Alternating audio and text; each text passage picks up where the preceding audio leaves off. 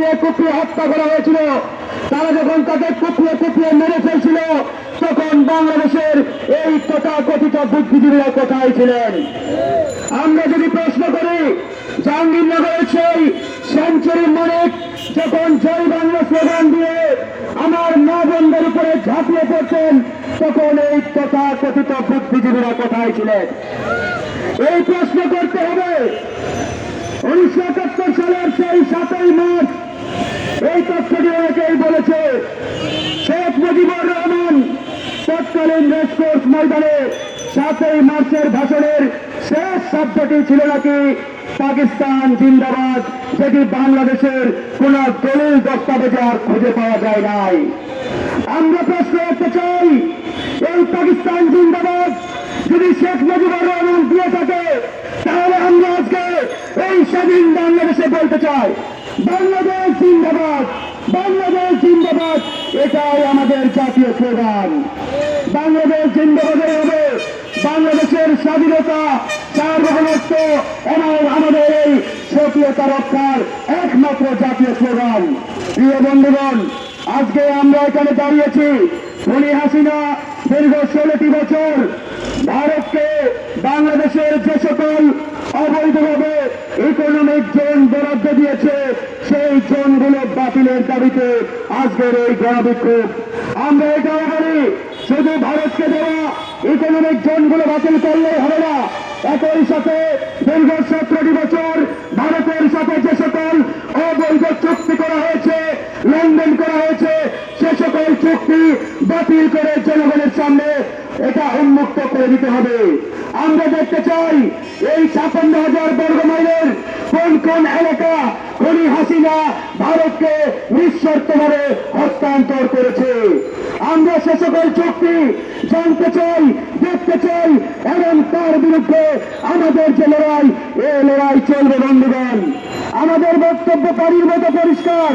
এই 56,000 বর্গ মাইলের প্রত্যেকটি ইঞ্চি ইঞ্চি জায়গা এদেশের জনগণের, আমাদের আবু সাহিবদের, নির্মুখদের।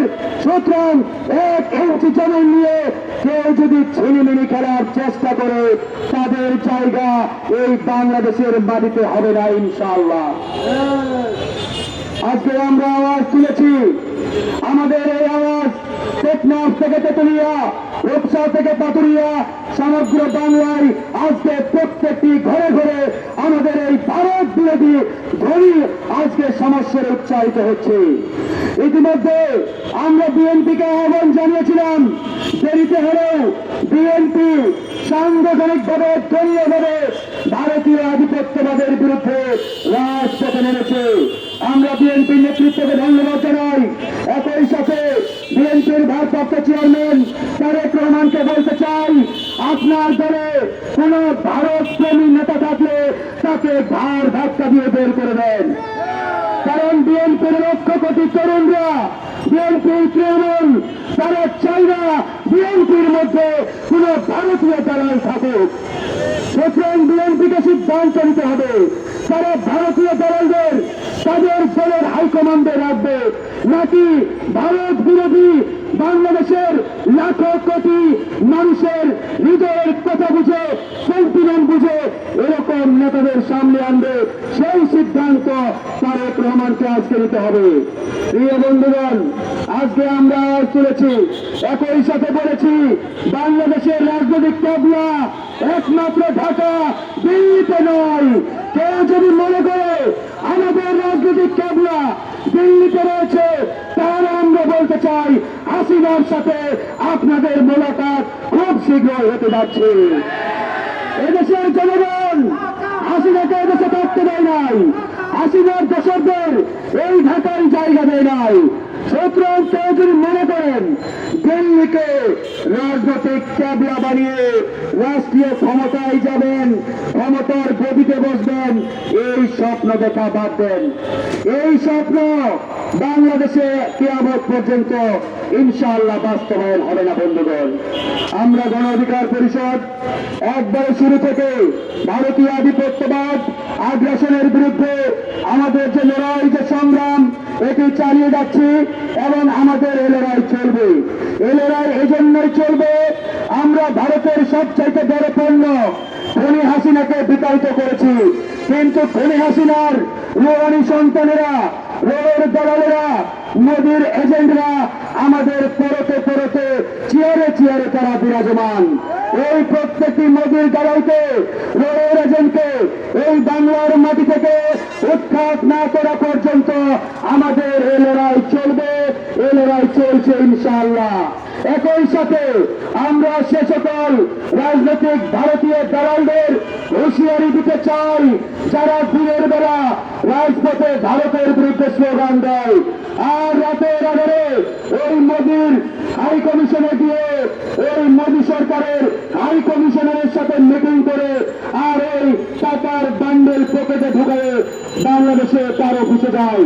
এরকম ভারতীয় রয়ের প্রেসক্রিপশনে নতুন নতুন বোঝানো অনেক নেতা রয়েছে, অনেক রাজনৈতিক দল রয়েছে। এদের কাছ থেকে একবারে আপনারা কমপক্ষে 500 মাইল দূরে থাকবেন।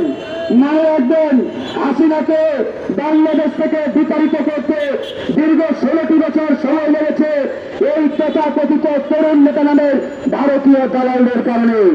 এই ভারতীয় খপ্পরে, এই ভারতীয় দালালদের খপ্পরে এই বাংলাদেশের জনগণ যদি না পড়তেন, তাহলে খনি হাসিনা দীর্ঘ 15টি বছর তার যে জালিমতন্ত্র, এই জালিমতন্ত্র আমাদের উপরে চাপিয়ে দিতে পারতেন না। তাই আজকে সময় এসেছে এই ভারতীয় দালাল রোহের এজেন্টদের কাছ থেকে আমাদের নিরাপদ দূরত্ব বজায় রাখতে হবে। অনেকেই প্রশ্ন করে, ভাই ভারতীয় দালাল চেনার উপায় কি? আমি তাদেরকে একবারে শর্টকাট একটা ফর্মুলা দিয়েছি।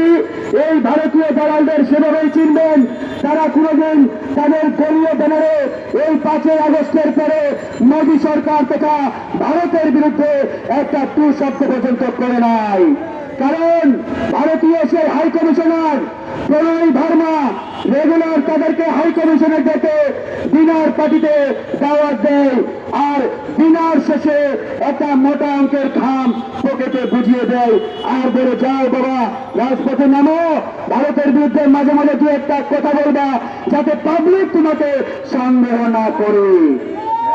এরকম সূক্ষ্ম দালালদের থেকে যদি আমরা বিরত না থাকি, তাহলে বাংলাদেশ আগামীতে আবারও ভারতের দাসত্বের কবলে পড়বে, আপনারা লিখে রাখতে পারেন। কিন্তু বন্ধুগণ, আমাদের শরীরে এক ফোঁটা রক্ত থাকতে এই বাংলাদেশকে আর কোনোদিন ভারতের খপ্পরে পড়তে দেব না। আমরা গণ অধিকার পরিষদ ভারতের বিরুদ্ধে আজীবন আমৃত্যু আমাদের এই সংগ্রাম জারি রাখবো, জারি রাখবো, জারি রাখবো। আমার পরে সমাপনী বক্তব্য রাখবেন আমাদের দলের প্রধান